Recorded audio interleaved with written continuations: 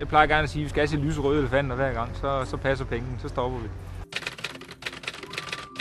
Jeg skal helt derud, hvor det hele ringer, og hvor mit liv det står på spil. Det er der, jeg skal ud for, at jeg vil sige til mig selv, nu er det nok.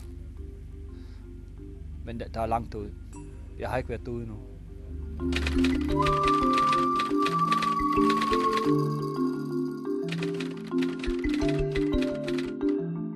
Så er vi lige ved at gå klar til med løbsnummer. Når vi får dem på, så er det sådan set ved at være sådan op over. Vi skal starte i morgen med at løbe, så det er ret tæt på nu.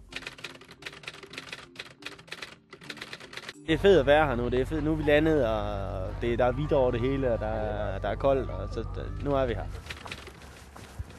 Jeg skal ikke over at vinde noget, men jeg skal vinde det over for mig selv. Det er nok for at lave den der med, jeg kan godt. Altså hurtigere, længere og vildere, ikke? Det er da skræmmende, og det er fascinerende på samme tid at gå ind og se på løbslisten og se, at der ligger for eksempel kanadisk mester i Ironman. Han er lille, og han er tynd. Det tror jeg ikke på, at det er en fordel. Råstyrke, det er altid godt. Det har det altid været. Hvis nu Larsen sparker ham ned bagfra, så kørte jeg hen over ham, så mente vi, så var han færdig.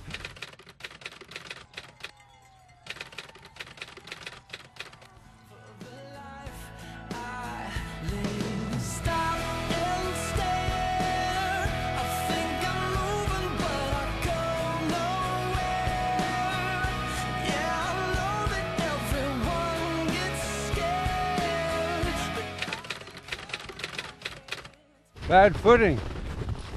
Deep snow the whole way. Never in my wildest dreams did I think it would take this long to go the first stage. Fra man troede, det tog 6 timer maksimum, og det så tager 10, ikke?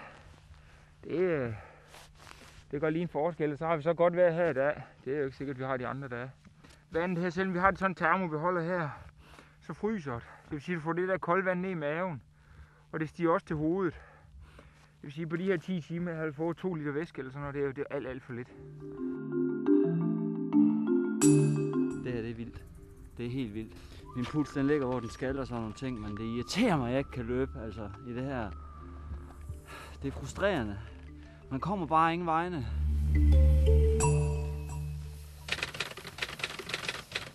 Jeg tror først, jeg er klar over, hvad vi går i gang med. Det er langt det her. Det er meget langt. Ja, jeg har haft en super dag. Det er helt vildt. Det er bare kørt ud af. Lige efter bogen. Efter min bog i hvert fald.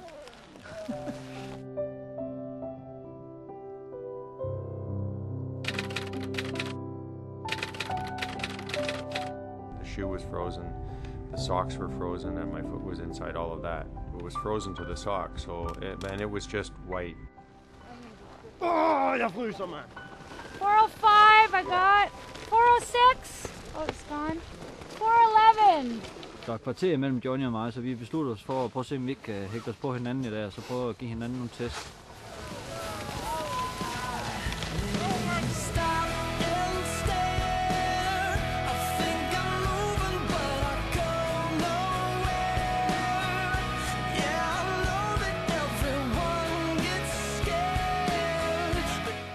Jeg har ikke haft snebriller på de sidste mange dage. Eller det har jeg ikke haft nogle dage. Det har Johnny heller ikke. Han har også begyndt at få den i øjnene.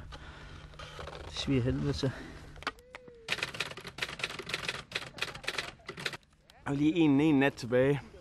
Og en morgen tilbage med stive ben og sådan noget. Og så er vi færdige.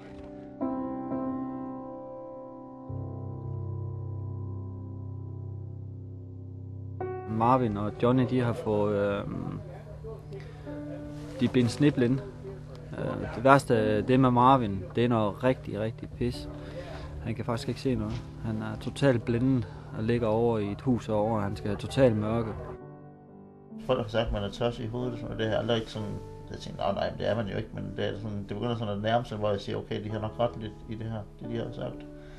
Men jeg tror bare, der er en anden mekanisme, der slår til nu, det er den der med, at jeg tror ikke på stopknappen, men jeg tror på den knap, hvor man skal sådan til at begynde at finde ud af, hvordan kommer man igennem det her. Jeg synes, det er rimeligt, at Michael han tager ved Marvin, og så tager jeg ved Johnny. Så jo, det er da lidt dumhed, men ja, Altså, jeg ved det ikke. Jeg har lidt en sjov holdning til det, men fordi jeg synes selvfølgelig også, at det er lidt træls på jysk. Michaels øjen fejler ikke noget, og det gør min heller ikke, og vi tog 4 ud, vi tager 4 hjem. Det sviger helvede til, når jeg lukker øjnene. Det er rigtig lort, det her. Det er fandme langt hjem nu. We recommended that he pull himself from the race today, yeah. Worst case scenario, he could get permanent eye damage. You all right?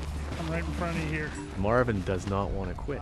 He is definitely one of the toughest athletes I've seen. Det bliver fandme en lang dag på kontoret der. Fordi vi bliver nødt til at skal de 2 gutter med hjem. 3, 2, 1, go!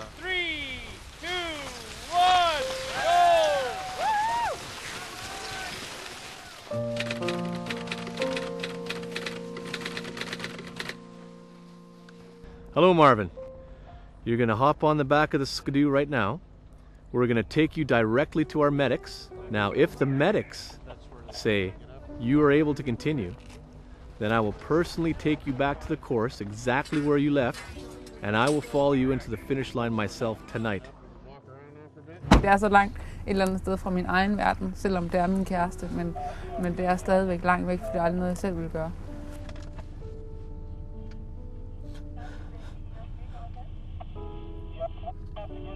Jeg synes, det er rigtig hårdt på nogle punkter. Altså et eller andet sted synes jeg, det er fint nok, at han skal derover og prøve nogle grænser af, men i og med, at det er over i kulden, det synes jeg er ret vildt.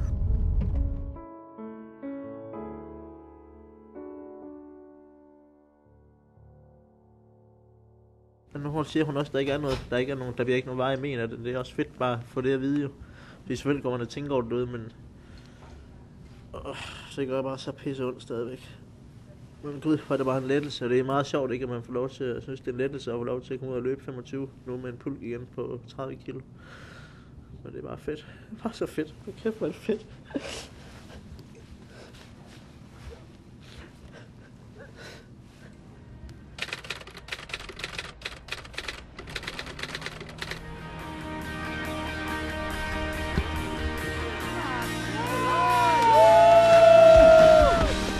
Hvad så nu? Hvad skal vi så? Fed fornemmelse.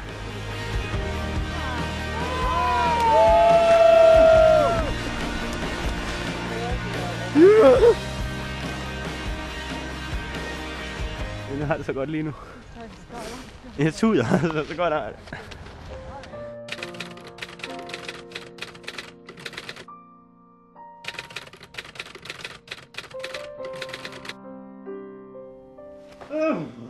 Det ved du mig så vanvittigt ud. Jeg tror ikke, der skal gå ret meget længere, før det var gået helt galt.